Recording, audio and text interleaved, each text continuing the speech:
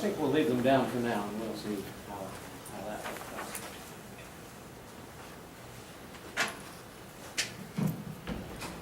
Well, I'm very honored that Dr. Morrow came all the way over here from Jonesboro to make this presentation for us, and that she's willing to come back again for History Day on October 7th. So with History Day, it's a 9 to 2 thing, and she speaks at 10, and David had the other speakers at 11 and 12. But you can come anytime during the day. You can wander in, wander out. You can tour the cabins. It's, you know, you don't have to stay there all day if you don't need to, or unless you want help with refreshments. Anyway, so Dr. Morrow is currently a survey archaeologist with the Arkansas Archeological Survey. She is at Arkansas State University in Jonesboro.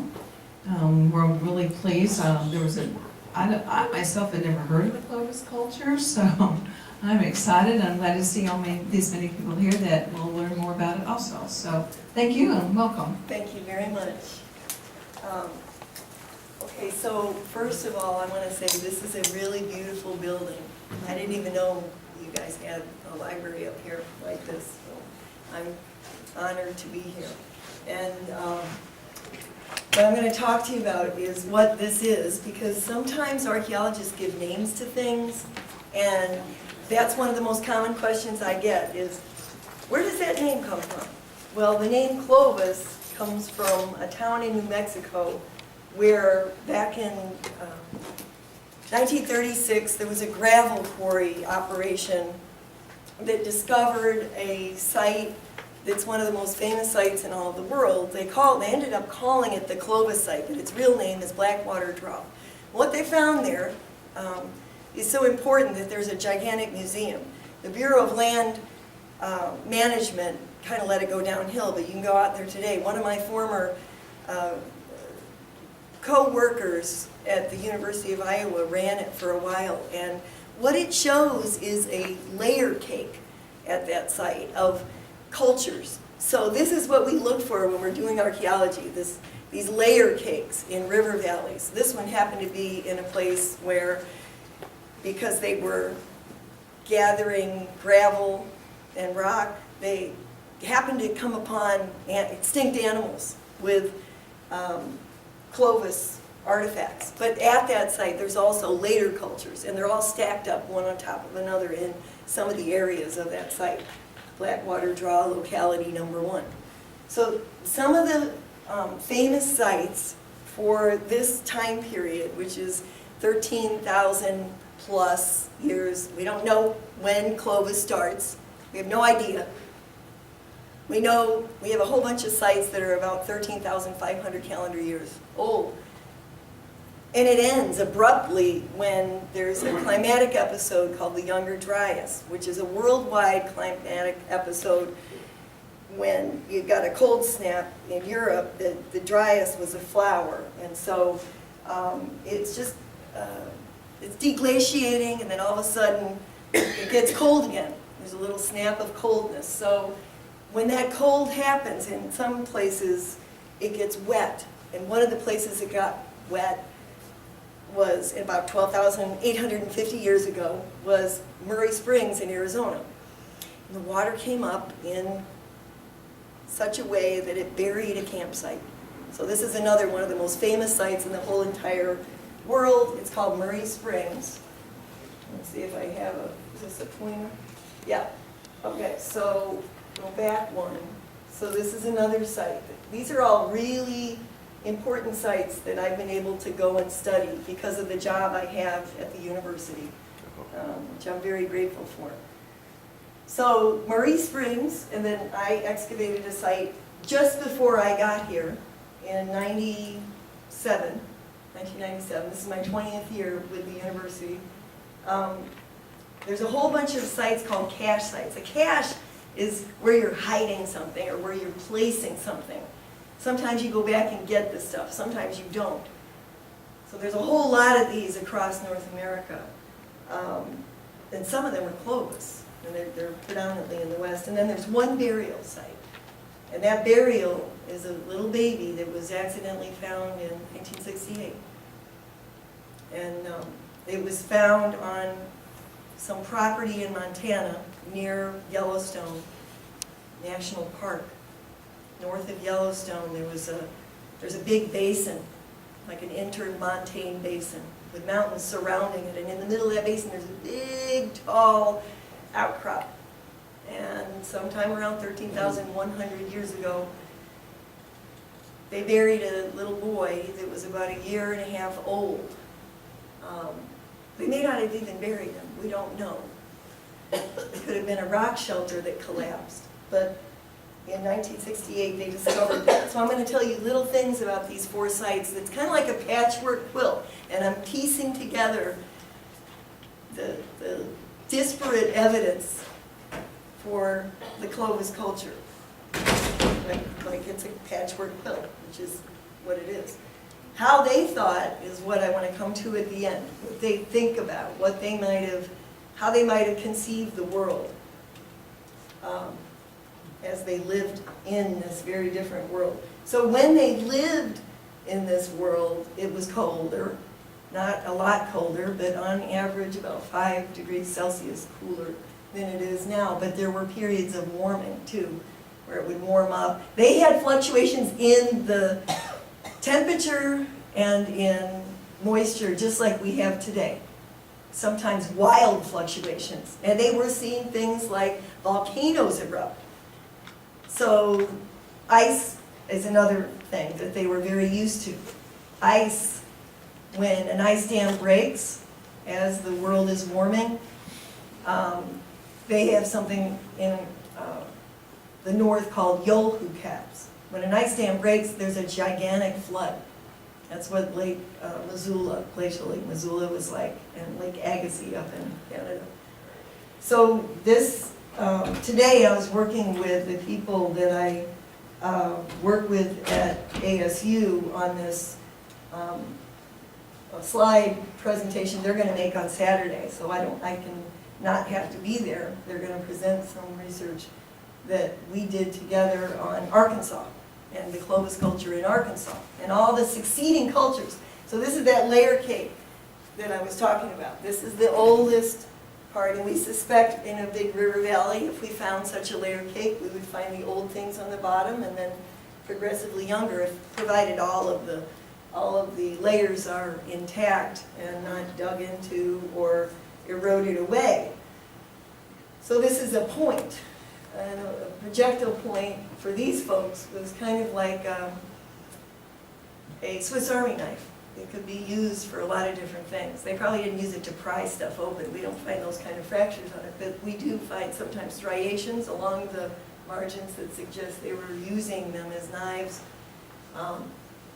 So when we're studying these things, we use a name. Doesn't mean that the Clovis site is the oldest site. The one in New Mexico that they found in 1936 really isn't the oldest site in North America. There are much older sites in Alaska, in central Alaska. But the Clovis culture is the first widespread culture in all of the Western Hemisphere. There could have been people here before that. But this is the first really successful culture. They adapted quite well to every environment, and that's how they adapted their spear points.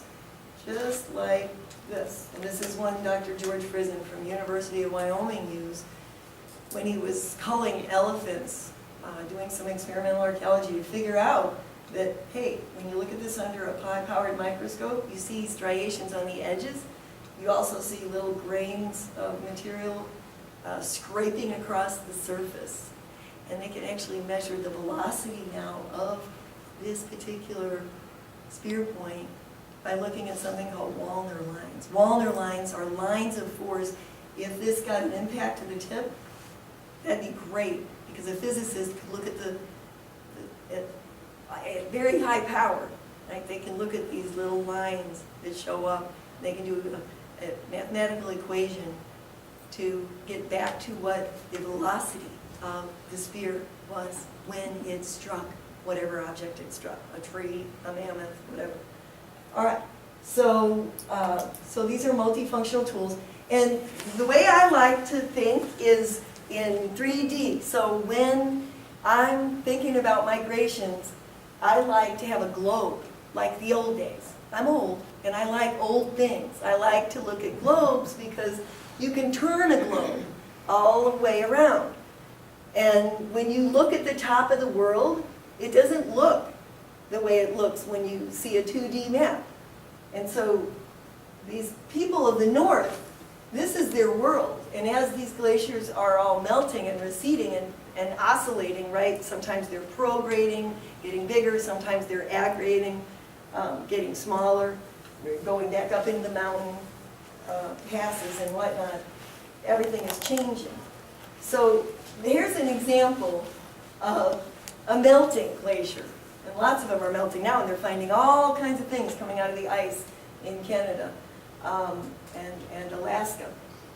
So what you have to think about when you're trying to place these people into their environmental context, right, which is going to determine what's possible for them. What's there on the landscape?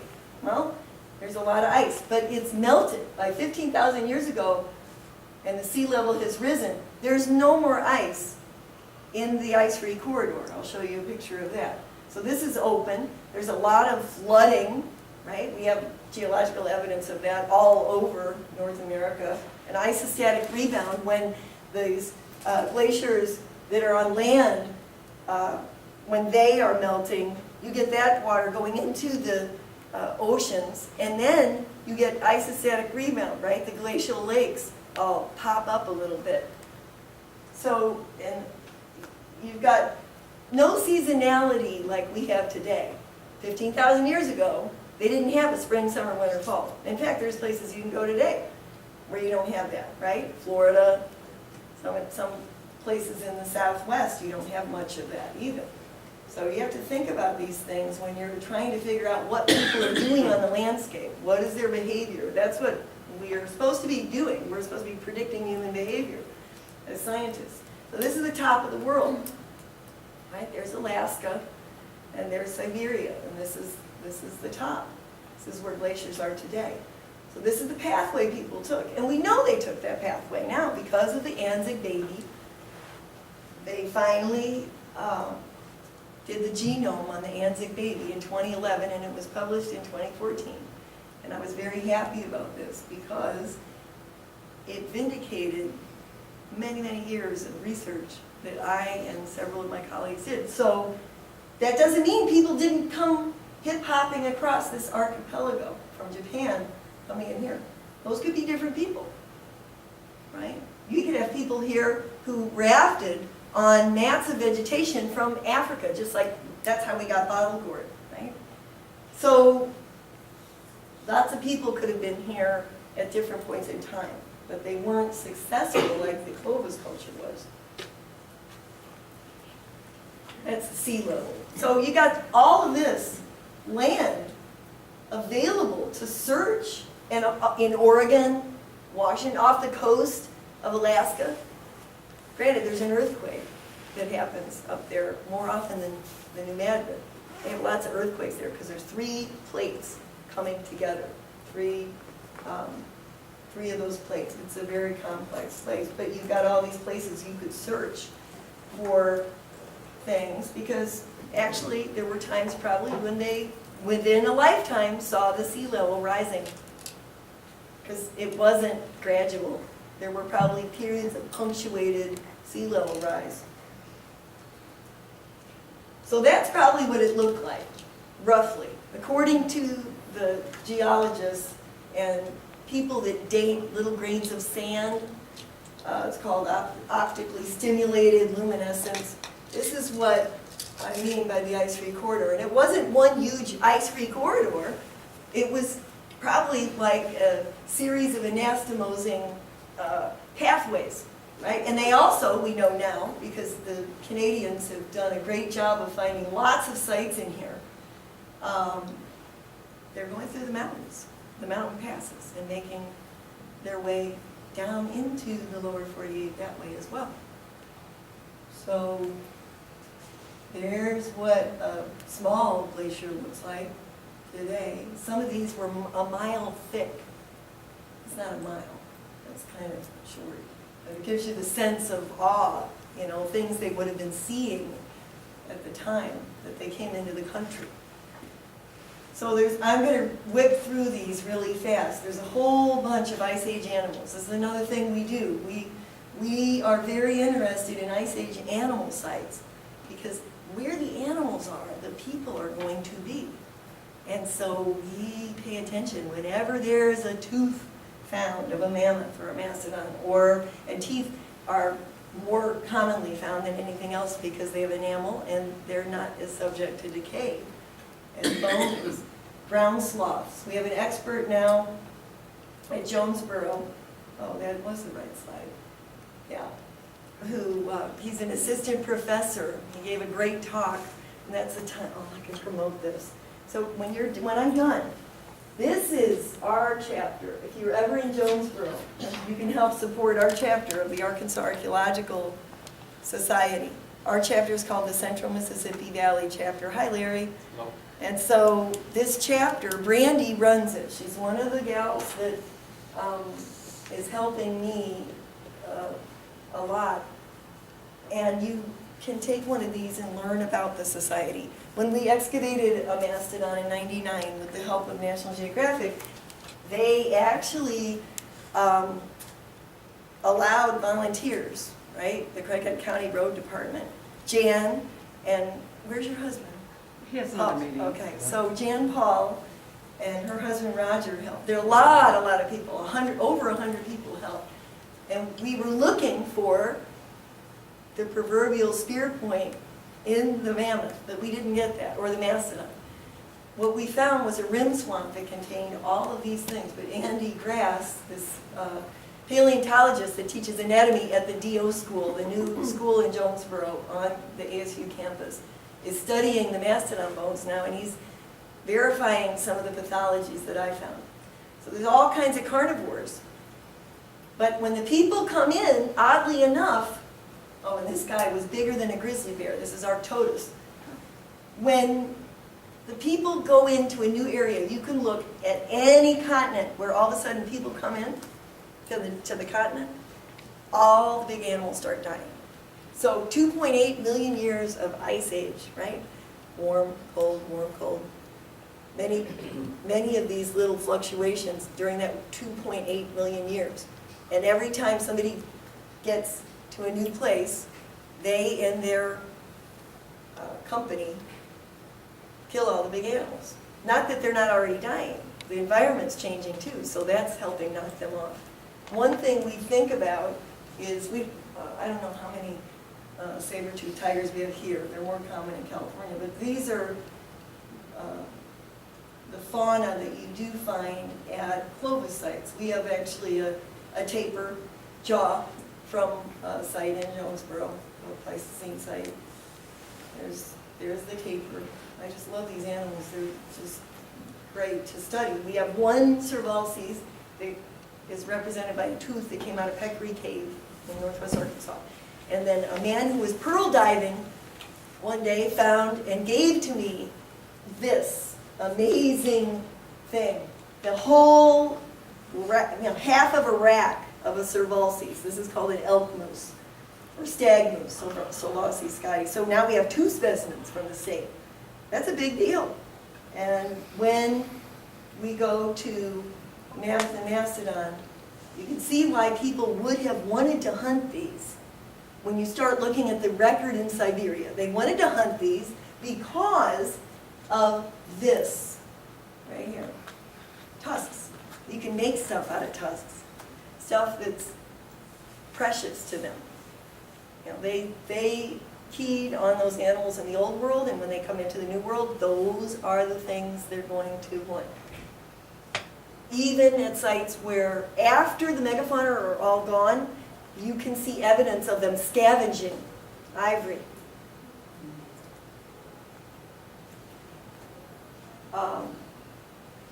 The mammoth, as a keystone species, is a concept that has to do with once you have a really important animal go extinct, a lot of the other animals go extinct. I don't know whether they still think that the mammoth is a keystone species, but once they're gone, there's a lot of other animals that seem to go, like the big teratorans and the other birds that are scavengers, vultures, condors. All these animals change because they don't have the carrion to eat. People are coming in, and that's how they come in, through the ice-free corridor.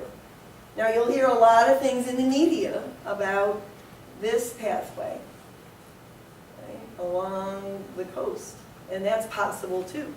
But the oldest coastal sites are only about 10,900 radiocarbon years, which is 12,800 calendar years.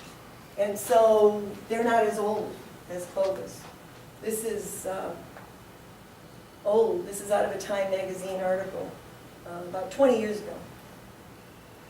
So this is human migrations for the last, and I should say hominid as well, right? This is maybe 100,000 years ago to 500,000 years ago, right? This is where all the evolution is taking place, and they're gradually migrating. We know they're up here in this part of Asia because of another boy. Now, the Anzick infant is a Native American, right? But he has DNA from this boy up near Lake Baikal, who has DNA from Europe. So now the whole circle is closed up, right? We go from Africa to Asia, Europe, and then all the way down into the Americas. They've never found a haplotype that is older than the Anzick baby. They might, but not yet. Okay, so you guys know what the Clovis culture is. We base it on a style of a spear point, these lanceolate spear points, just like this one, right? And we know that they're probably within a certain time period. If you want an article about it, whoops, I brought some. This is in Arkansas, what I thought of in 2006. It hasn't changed a lot, except for we have a lot more point styles now. So these are all Clovis and Clovis-related artifacts. I'm not going to talk about every single one of them, but what's interesting is there are styles of these two things. You can think of them as, cars or coffee pots or anything, can openers, right? Styles change. There's always a functional aspect to them. So these are weapon tips and knives. There's a stylistic aspect. Some of them are being made in different geographic regions, so the way you learn to make something is often related to who taught you how to make it, but then there's also your little spin on it, right? You're going to do your little thing to it. So there's a stylistic aspect to these. But in general, if you look at thousands upon thousands of these things and order them by radiocarbon dates, and there's not a lot of dates for this time period, but there's enough that if you order the styles, these are the oldest ones right here. Okay? These are Clovis.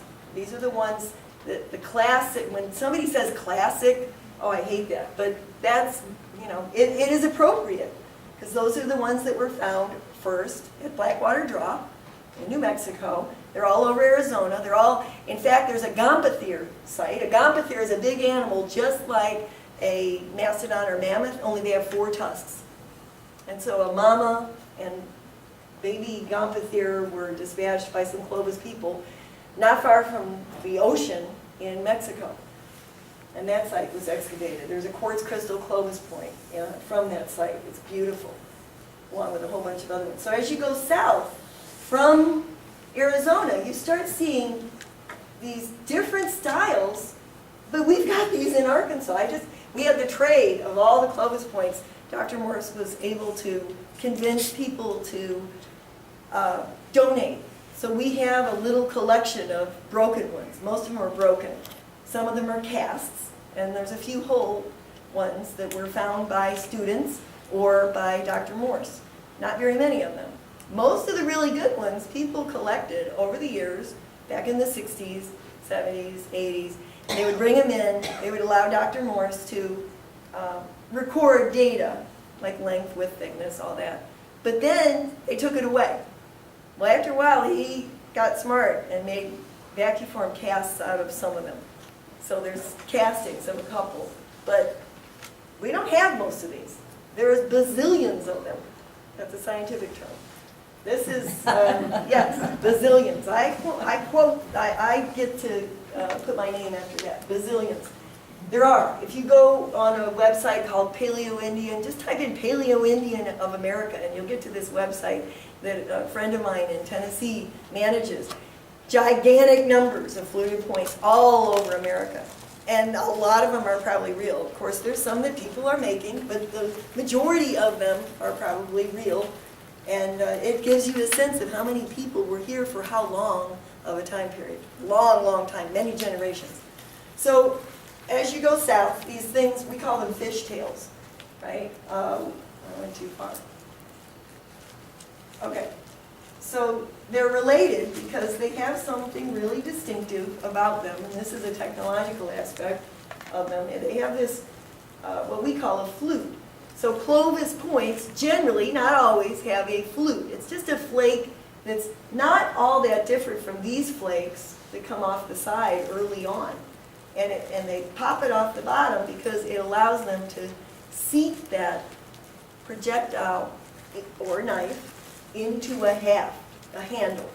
And if they're short, the handles can be used as knife handles. The point can be used as a knife. If it's long, they're not going to be able to use it as a knife. They have to have a separate tool. That happens later, during the Dalton era. Maybe I'll come up sometime if you want to have me back, and I'll talk about Dalton. So this is a site that changed everything. It's called Monteverde, MV2. I'm not going to talk about it, but what it did in the 70s when Allende, all that bad stuff was happening in Chile. They sent a guy down there who excavated a site, and he claimed to have found this very, very ancient site. So because of that ancient site, and the knowledge that the ice-free corridor was probably the pathway to come in, then people just had to go out and look below all the Clovis layers. And so they started looking, and they started finding little fragments of chert or little tiny flakes that had gone down the soil profile. They started finding lots of stuff. So it's like the boy who cried wolf for somebody like me, who studies the Clovis culture. Over and over again, people were saying, well, we've got a site, it's a mammoth, and there's some flakes with it, or whatever. Or we've got cut mark bones, okay? So there's a lot of these, but this one really changed everything. So people started looking, searching hard for things older than Clovis, which is good. And they started finding them, mainly in Alaska. Oh, that's South America, by the way, right? So this is another quartz. Clovis people in Arkansas, as well as anywhere else in the New World, it's quartz crystal, and that's a preform. So this would have become something like this, or this, or this, right? But it broke, and they tossed it. They did recycle some of this stuff.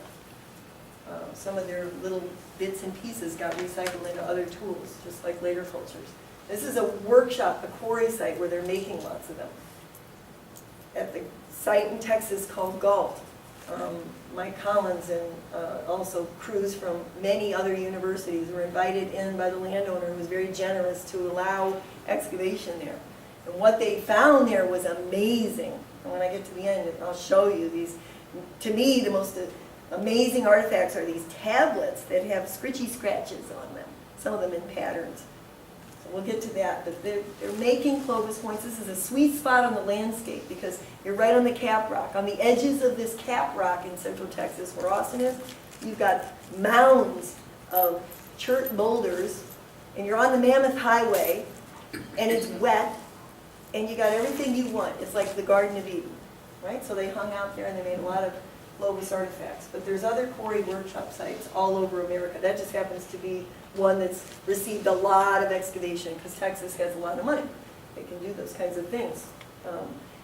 So here's what I was getting at when I said you need to look at the radiocarbon dates and order all of these styles with using the dates. And so you find the stuff in the corridor, they haven't really found anything yet up in the corridor that's old. So here's time, old, young, and then up here in the corridor, they're young. But then out here, when you get to Western Clovis, you got some good dates, right? And then you get younger stuff as you go down into South America. And it's still like that today. This picture hasn't changed at all. Okay, I'm going to skip over this is not a good thing to talk about. This is just better. It's simple. That's the Younger Dryas I was telling you about. It's a little climatic episode. It gets cold, right? About 12,000. This is actually wrong at the bottom. This should be radiocarbon years. So it's about 12,850 years ago. An abrupt cold snap. And it changed how the people were behaving, perhaps. Because all of a sudden, they don't have any animals to hunt. So they have to respond to that lack of megafauna. They are still hunting a lot of big game, but no mammoth, no horse, no paleolama or whatever they were hunting before. So mostly what I've been doing for the last few days, which I don't do very much anymore, I did it for a long time, measure these artifacts in a standard way so I could compare them across the country. Once in a while I get to do this, and I'm very happy that I got to do it today. But not many of these show up in Arkansas. When we have somebody tell us about a Clovis point or a fluted point, we kind of get excited about it because it could lead to recording a site that could have one of those layer cakes, or just maybe even a site that doesn't have contamination of other cultures, right? It could be at the surface too and still be very valuable. So these are just the later style that develops out of Clovis. So what happens is they get thinner. The points get thinner and they're refining their technology. They're no different than hunters today. Hunters are very, you tell me if I'm wrong, Larry, you have a way you keep your equipment, right? You maintain your equipment. These people are all about portability, maintainability, which gives them reliability, right? They're relying on this equipment. And these things aren't the best projectiles. An excavation point is a better projectile that doesn't have a flute. And they're diamond in cross-section. These break really easily. So actually they kept perfecting their weapon technology as time goes on. But this is a stylistic thing. They didn't have to drive that big, long channel flake off like that. Because they don't. After a while, they stop doing that because it's risky.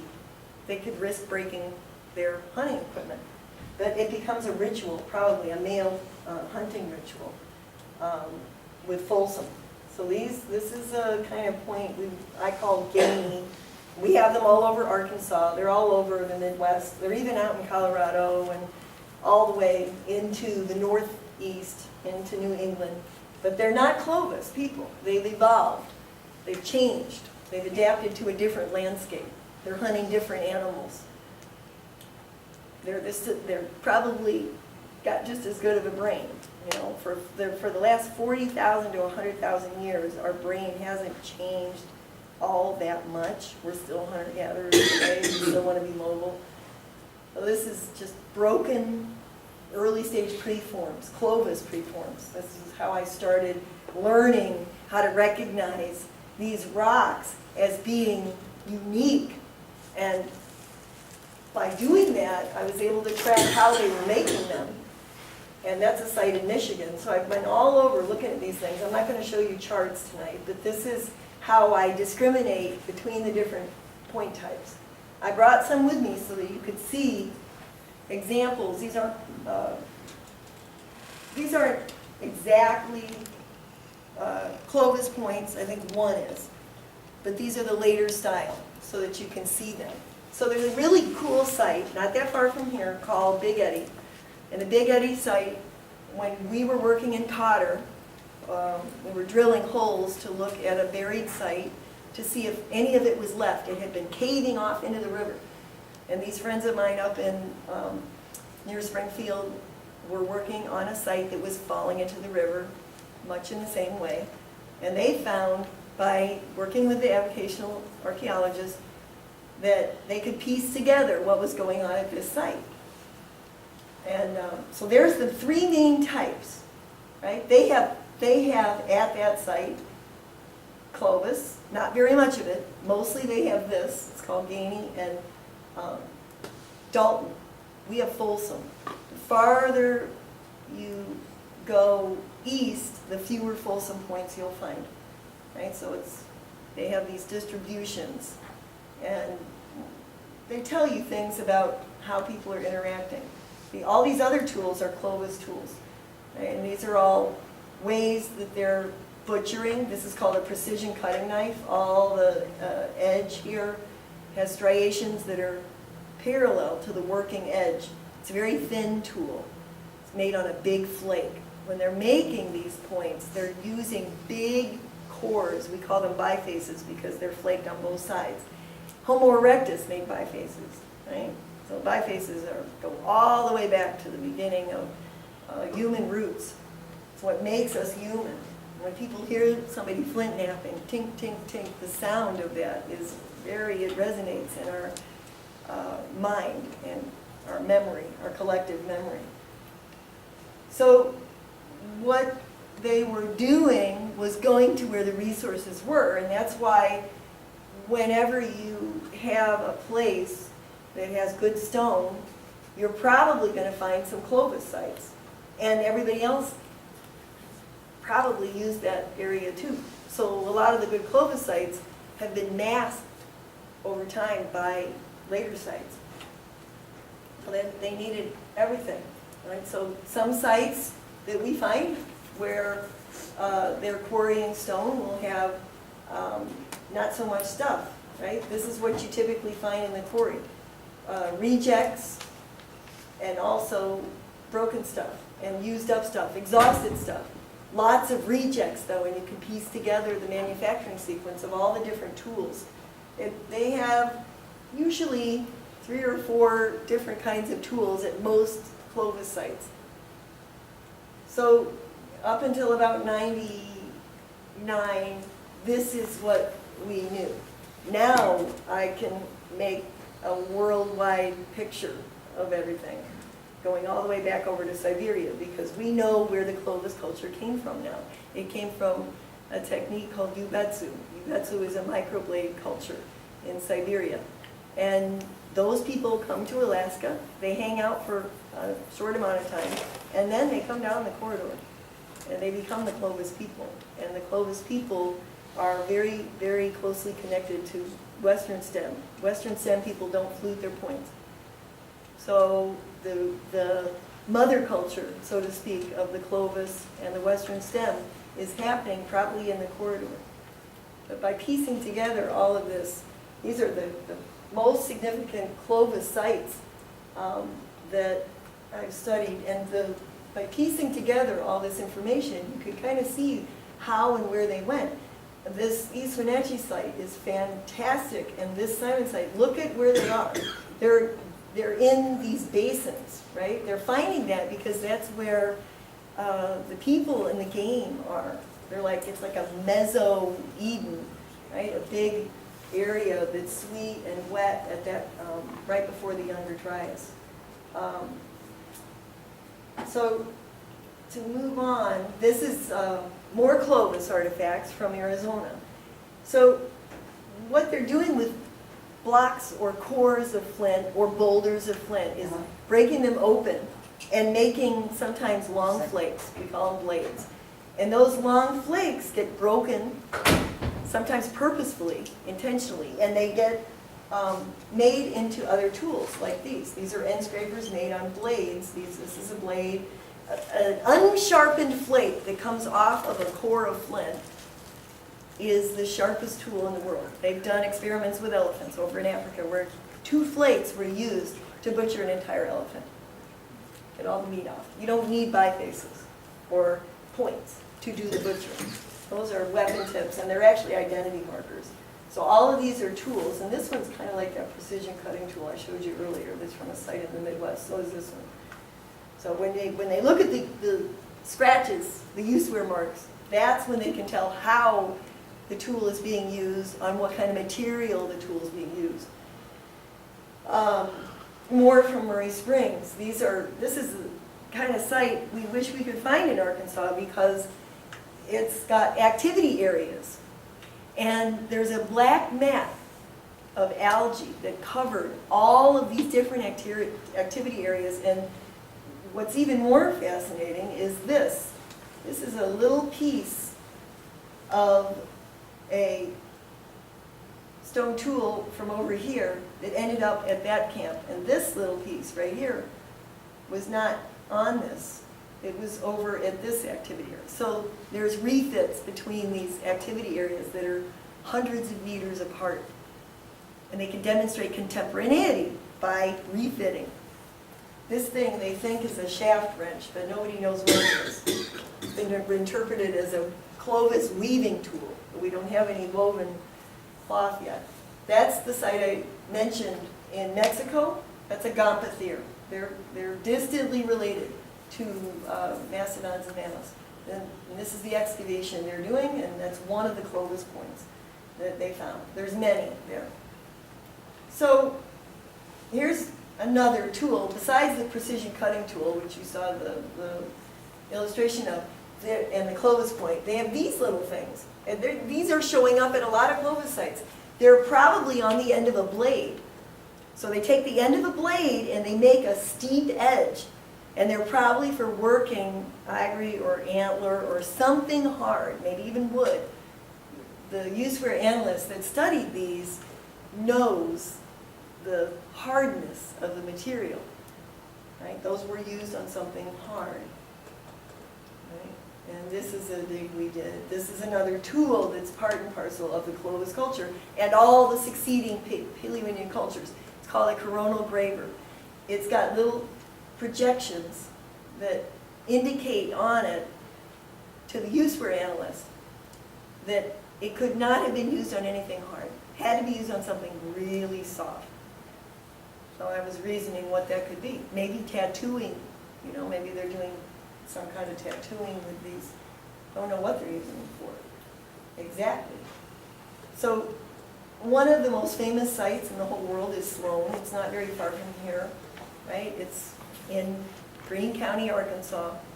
Everybody across the world that studies hunter-gatherers archaeologically knows about that site. It's the oldest known cemetery in the whole new world. And this area where we are now is what we're going to be talking about at the state meeting on Saturday. So if you join the society and you get involved in this, you would learn about all these different cultures through time. This is the earliest ones, but there's many, many others. We focus a lot on Mississippian and woodland and archaic stuff too now. So this is just another Clovis site that is really important. It's up in Missouri. They built a museum, if you're up south of St. Louis, right off of I-55. You can go to see this. They have a reconstructed ground sloth, really big, right? And took a lot of horse tails to make the fur on the ground sloth. And the reason why they have that there is in and amongst the deposits, they found one ground sloth ossicle, a dermal ossicle that occurs in the hide.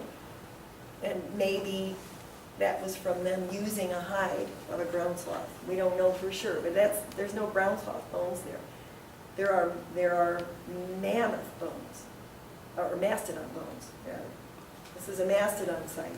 Whether it's a mastodon kill site, I don't know, but it is a camp because there's little debris, little chert flakes that came off of these kinds of Clovis points that indicate they're resharpening and maintaining their hunting equipment at this place. So this is the manufacturing sequence, just really quick. You've got something called a biface, and it's being worked down by detaching in a very careful, controlled manner flakes from the edge using carefully prepared striking platforms so that they can eventually make one of these things. And as they're working them down, they're using the flakes as tools or to make into other tools. there it is again. It's just the manufacturing sequence as it begins to be recognized fully when they're fluting or driving that flake off the bottom. So the Anzick site, the baby that was found accidentally in 1968 is probably the most incredible site I was ever privileged to study. I just called the museum one day and asked them who I should direct a letter to, and I wrote a letter, and in 1999 I went out there for 5 days and studied the tools that were associated with the baby. When they accidentally found the infant's bones, and it's very fragmentary, they only had 2 clavicles, a few skull bones, some ribs, that's it. Nothing else. No teeth, this was an infant, so the bones were very, very small and very porous, and they were receiving all kinds of groundwater. So the DNA techniques had to be perfected over the years, and finally they got to where they could control for all the contamination of the baby's bones. I dated 2 of the foreshafts that were buried with the baby that were made out of elk antler. And that baby is 13,100 years old. And his mom and dad were related, or everyone in the North and South American continent, below the ice sheets. Not the last wave of folks that come in, but the early wave. They're all related to the parents of the Anzick baby. Well, this is just more bifaces, so you can get a sense of what they're doing. There's waste material that's diagnostic of these early cultures as well. The flakes that come off early on when they're trying to thin those bifaces, Homo erectus couldn't do that. This took millions of years for humans to just learn how to make a platter like these platters that the Clovis people have. They're the master nappers. And so the flakes that come off that are thinning look like this sometimes, because this is the other side. This is the striking platform and the other edge of the biface. So it gives you the whole width of the biface right there. All right, so there's the Galt site in Texas, the little sweet spot. There's another site up near the confluence of the Illinois, Missouri, and Mississippi rivers that is a spot people really like because of the amount of chert, right? The Burlington Formation. And then there's another place in Kentucky, Western Kentucky, has a chert that's nodular. It occurs in cannonball pieces. And they crack those open, and it's just a natural blade core. They can whap the edges of it and get beautiful blades that they can then make into a point or into any other kind of tool they want. So if you think about it, if these are the first people here, they had access to all of the best raw materials, and they became geologists very quickly for this continent. They already were geologists before they came over. They knew how to recognize certain kinds of rocks, but now they're really in hog heaven, making blades in certain places because of the type of chert or the form that the chert occurs in. So one of the questions I get asked a lot is, did Clovis people eat plants? Well, they may have. We don't find monos and metates at many Clovis sites.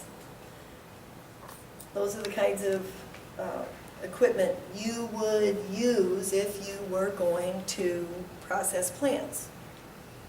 The kinds of plants they would have been eating would have been things they were familiar with early on. Maybe fruits and tubers and things like that. Things that don't require a lot of processing, right? These are the foreshafts, the Anzick foreshafts. So these little crisscrosses are there, I think, so that it can be seated with glue into the haft, right, into the point. So these are used for hafting. So this is the part, the bevel portion, that would receive the point. They probably use some kind of haft glue, maybe hide glue. The red, I should mention that, the red U is from ochre. most cultures around the world, most hunter-gatherer people would use ochre to sprinkle onto a burial. Some cultures had different ways of doing things, but when you look at the big picture, a lot of hunter-gatherer cultures, especially in Siberia, will sprinkle ochre on the burials.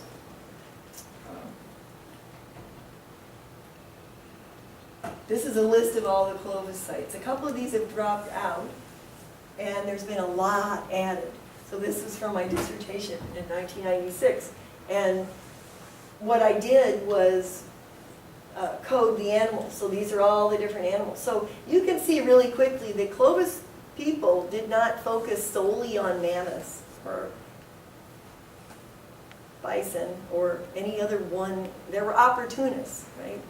They didn't focus on any one animal. There's hare or rabbit, whatever you want to call it. There's turtle at a whole bunch of sites. There's also horse at a couple sites. So these are people who are eating things because they're there and they're easy to catch. Okay? They're also going to eat things, maybe not necessarily, that don't survive in the archaeological record easily. Plants, right? So at this amazing site in New Jersey, a student went back and I think he did this even before he got his PhD. He's a University of Wyoming graduate, I think, and he went back to a site that was dug in the old days, back in the 70s. And they reopened the site and had a different focus. They looked for plants.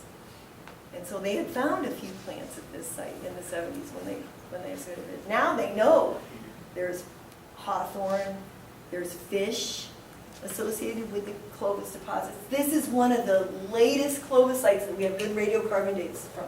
So this site is right at the end of the Clovis period. So 10-9 is about 12-850, right there where the Younger Trias episode is.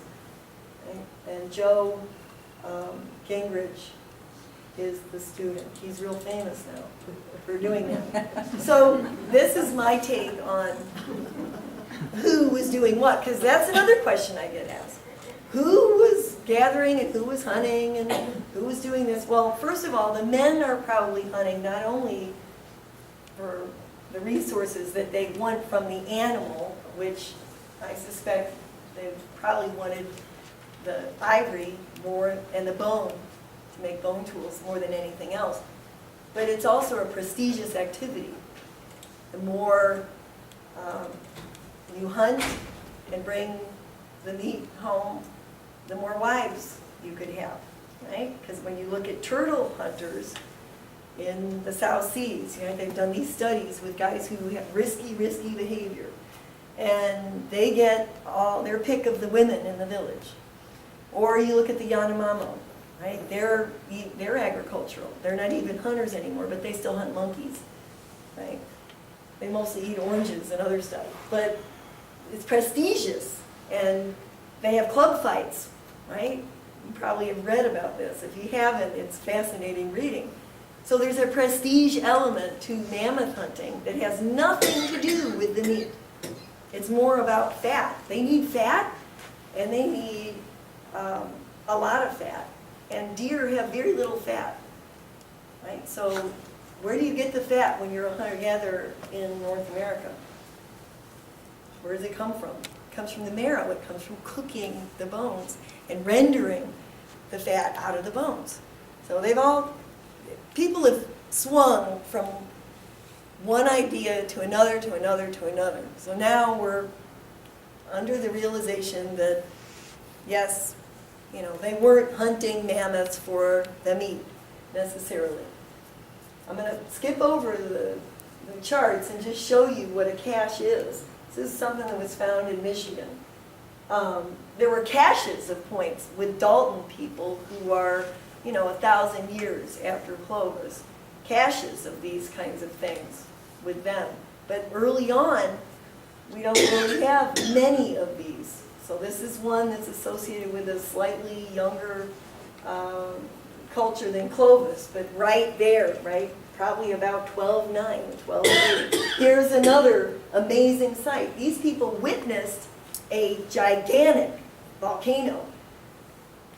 Glacier Peak erupted at least four times, and Glacier Peak would have been visible from this site. So when National Geographic published these pictures of these giant bifaces, people got really interested in them, and you know, some of these have actually been found in shoeboxes and other places out in Washington State. The reason why I know for a fact that these people probably witnessed the volcano is here are the sediments. These are tephra sediments. Tephra is volcanic glass, little shards. So when these people laid these spear points down, 30 of them, and a bunch of other tools, into the campsite, they were placing a votive offering, probably. And they had no intention of coming back to this place. These are Clovis people, right? And these are preforms, a lot of them. Some of them are really, really, really well made. They're chalcedonic, so you can almost see through them if you held them up to the light. Some of them are this big. Well, why would they be doing that? Making hypertrophic, extra large Clovis points. And there's not that many mammoth around anymore, especially up there, right? They're spotty. Most of them are down in the southwest that we know of at this time. So there's some of the bifaces. These are all they're spread among 3 museums, the Burke Museum, and they're at the in Tacoma at the Washington State Historical Society. So I didn't get to one of the collections, but I got to 2 of them, and to get all of the data that I needed, the length, the width, the thickness, the raw material, what kind of tool stone is this made out of. I think it's a votive offering. That is one of them. So it gives you the scale of these things. So this tephra from Glacier Peak, they have found it in Labrador, which is eastern Canada. So this is Washington, and you got the peak, right? This volcano going off every 1,000 years or a couple hundred years sometimes. And there's an amazing amount of ash in the air when that is going on. I know this because I was out in Washington State when Mount St. Helens blew up. We were all wearing bandanas. I went to get the silica in our lungs.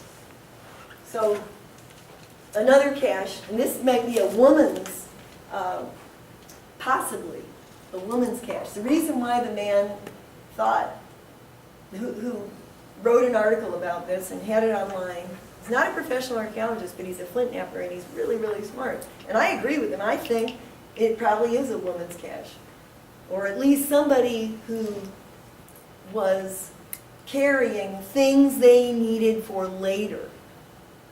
And so somewhere near this may be another Clovis site. So this is maybe like an equipment cache. All these bifaces, flakes that you could make into end scrapers. What do you do with an end scraper? An end scraper, the business end of it, and they start out really big, and then they get exhausted, and the Paleo-Indians were pitching them, the Clovis people, the earliest Paleo-Indians, were throwing them away. So we find the slugs, the used up pieces, they start out a lot bigger. And this is probably what these are. These could be preforms for all kinds of tools. There is red ochre in the form of straps that has been identified on some of the bifaces. So they were actually being wrapped in some kind of leather, and the ochre made the design of the leather across the biface. But they had to look at these with equipment, not just the naked eye, to see all this stuff. There's another cache. This is the later style. There's some on the table like this. This is called Gain, and this is up in Iowa. I brought the article with me if you want to take one of these and look. It's got nice pictures. The archaeologists at the Office of the State Archaeologist in Iowa City are going back to this site repeatedly to look for more evidence to find out what this really is. Is this a cache that's just at a site, a campsite, or is this just a cache that somebody gave as an offering? Or is it a hunting place? Is it a place where they dispatched an animal, right? The Clovis culture is known for pitching their spears into elephants, and sometimes the elephant got away. There's a site called Naka where 8 spear points were found amongst the elephant bones. They probably didn't ever go back to that elephant. There's no evidence that they butchered anything. There's no patterning to the bone scattered like we would expect if it was a butchery site. So that's an example of maybe an elephant that got away, or a mammoth that got away. I call them elephants because a lot of times I talk to kids and they relate to modern things, right? So you take it down to that level. But this is some of the tools at the Smithsonian when they had the Anzick remains there in 1970s. It's a photograph they took. I don't even know if these are the real artifacts, but the artifacts were there, then they put them back on display in Montana. So these are not things that they made just for the baby, right? This Clovis baby was given tools that were taken out of everyday context, and these are from all over the area. They're not from any one direction. They're from north, south, east, west, southwest, northeast. You can see all the colors. And some of them are well used and worn. These are mostly bifaces, and they have transport abrasion on them. You can see on the high flake scar crests that they rubbed up against something hard. So that's where the site is, and this was a picture taken in 1968. This is where the baby's bones were found, in the side of this talus slope. They were mining it for the gravel to take to a field, septic field at a school. Yellowstone, just to give you some sense of emplacement, Yellowstone's down here. This is the Shields River. And if you look at this, and I stare at maps a lot, it looks to me like you've got all these sort of like it's like a wheel formation. There's a drainage divide, there's a stream. To me it looks like a big medicine wheel where people would have been able to travel from all these different directions, from those different chert sources. These are probably representative, the different materials are representative of different people from different regions of this area of the world. And they brought them there and they buried the baby, and some people don't believe they're associated, but I think they are because I interviewed the people that actually were there when the baby was found. The baby's bones were thrown into, they didn't know there were bones there. They were put into big plastic buckets, like the ones you'd see at the donut shop, right? Or with their cooking oil, 5-gallon buckets. They had a bunch of 5-gallon buckets with stuff, rocks. And the story is fascinating because these guys were using a front end loader, and we were able to reconstruct exactly how much stone was taken away, gravelly talus was taken away, because of the size of the dump truck. It was a 5-yard dump truck. They remembered how much was taken away. We did some measurements. We figured out what the talus slope used to look like and where approximately the baby was in the talus. So they stopped their work because one of the guys saw something shiny and said, "Stop!" And the man who was running the front end loader and putting it into the dump truck stopped. And they went over and they looked, and they started, getting all the rock away and dusting off all the dusty part of the rock, right? And they saw stacked like decks of cards, these bifaces, all these things. And it was all within a very small area. They reported 1 meter by 1 meter. They didn't say that. 3 feet by 3 feet, roughly. We think in meters. But Nonetheless, the baby's bones were in there, these very fragmentary bones. And every bit of it was covered with red ochre, so much so that the woman who I interviewed that was married to the man that he died in a sawmill accident just before the National Geographic took pictures of this out there. He had a terrible accident. And he was cut in half by a saw. He's the one who said stop. And Calvin Sarver was the one who I interviewed. So I wasn't able to interview Bill Hargis, who actually, it was because of him that we know about this baby, and that we know that if you have Native American blood in you, chances are you're connected to this baby. And you're also connected to that boy in Siberia called the Malta boy from that site. Right? So Calvin Sarver is the one who described to me what the find site was like.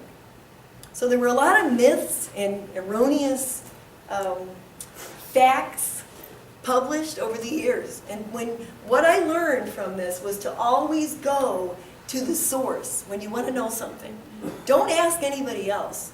Go to the person who found the material, or go, interview somebody who was at the scene, right?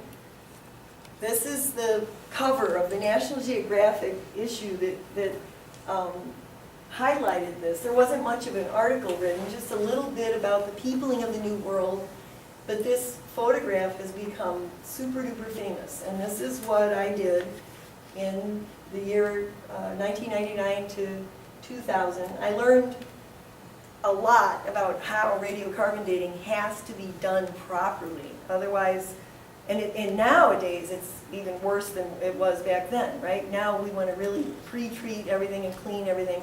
These dates are the best dates that you can get, plus or minus 40. Plus or minus 25, if you have 20 dates, you can get to where you have an error of plus or minus 25. But what's really neat about this is that two completely different foreshafts that would have had a point seated there in real life, real time, right, had almost the same date, and those are uncalibrated dates. So if you calibrate these to calendar years, it's 13,100, roughly. Today, if you calibrate them, it'd be like a little bit less than 13,100. It changes all the time. The calibration is based on coral reefs and the GIS, the ice up in Greenland. They have cores that they do. The Carriacou Basin, the varves in that basin. All of these things together allow scientists to understand what the radiocarbon date really represents in calendar years. So the elk is very important and remains important for all time in Native American societies in the plains and elsewhere. Elk is an incredibly important animal. There's burials later, not that much later than Clovis, where elk is represented in the burials. Dr. Morrow? Yes. You have about a 10-minute window. Well, I'm done. I think this is the end of it. So this is... But you can do Q&A. Yeah, if they want to ask questions. I try to say everything so that you don't have any questions. But anyway, there's only 8 Clovis points, and very rarely do they ever find a Clovis point when archaeologists excavate a site. You find a lot of other things, but we excavated 144 squares and we found 1 Clovis point at a site where most of them had already been turned up in the agricultural field. Okay, so there's 8 that were buried with that baby, and there's, oddly enough, 8 foreshafts if you piece them all back together. There's as many as 8. There's no more than 8. There could be fewer than 8, but definitely no more than 8 of those. And so this is the last slide I'll show. Well, not really. This is in a little museum. I don't know if it's still there, but there's a little museum in Livingston, Montana that I visited. And while I was out there, and this is a beautiful mural. It's huge. It's the size of actually what it is there on the screen, maybe a little bit bigger than that. And it's an artist's rendition of maybe some kind of ritual that was conducted before the baby was left there. And the baby could have been on a shelf of rock at that outcrop, which, by the way, faces north. a lot of the early burials, Paleo-Indian burials, have a directional preference to north. Either the person's face or gaze is to the north, or the positioning of the landscape where the burial is to the north. So this is something about their religion. And I got really into this a couple of years ago because of the desire to understand where Clovis came from. I think everything that I did, everything I predicted came true. And now there's people, over in Siberia, Mongolia, all the places where we think the Clovis culture predecessors are from, the proto-Clovis people. They're studying all of those sites now. There's a lot of people that decided to all of a sudden do field work over in Mongolia. So this is the Malta boys' burial accoutrements. This is something that's 24 or so thousand years old. This is a plaque that was buried with him. And it's got this little pointillism, this ivory plaque, and then these little things that look like snakes or something. And then between 100,000 and 70,000 years ago, you start seeing these ochre crayons in Africa. And that's all I'm going to say, I guess. The roots of Clovis. Oh, that's what I wanted to show you. So these are the stones. They're pieces of limestone that occur as cortex on these big blue-gray chert nodules. And they would take these and scribble on them. This one's called the wheat stone, and because you can't see it real well here, but it looks like long lines with little tufts of some kind of plant, perhaps. We don't know what they are exactly. This one's just a rectilinear design. So that's what the Clovis people are doing. What's on the side? I'll leave this up in case anybody wants to know. Because they're just like us, basically. Except they're living in a different time, different environment. How small can a Clovis point be? I mean, are you Very, talking- very tiny. They can be very tiny. There's miniature ones at some sites. They could be very tiny. Because they had probably, So, little, what a fetish is, or a little medicine bag. Sometimes when miniature points are found, like there's a bison kill that's, I think, a Hell Gap bison kill, and they've got a little miniature point from a post that was in the center. Center posts are common at some sites, because the center post represents the world tree, and sometimes they would put special things in the center post to bring the hunt. There's a Paleo-Indian site called Cooper, and the Cooper site is a multi-layered Folsom kill. So what's really astounding about that site is that they've got this lightning bolt painted with red ochre on a skull, and it brought the bison there to them. That's the correlation they made. They dispatched bison. It was a successful hunt. They did it again, and there was another one, and then there was another. So there's 3 kills at that site. The first one, I don't know if they had the bison there, but definitely the second one and the third one. So there's all kinds of these things. The way they think is they, had wishful thinking like we do. We really want, the bison to come to this place, so they would do certain rituals maybe. But in posts, you sometimes find little miniature things. And where are these from? Oh, that's a Nodina, and that's a Madison point. Oh, yeah. So this one's about, I would say, 1400 AD up to, could be as late as 1550, something like that. okay. And then this one, there's 2 time periods where you have triangles. One is really late, and the other one is late woodland. In this area, it's probably really late. It's after these. These come before these. And they're associated with pottery, shell-tempered pottery. So if you... Northeast Arkansas. Northeast? Yeah, What county? Mississippi. Oh, yeah. That's what I would expect. Yeah.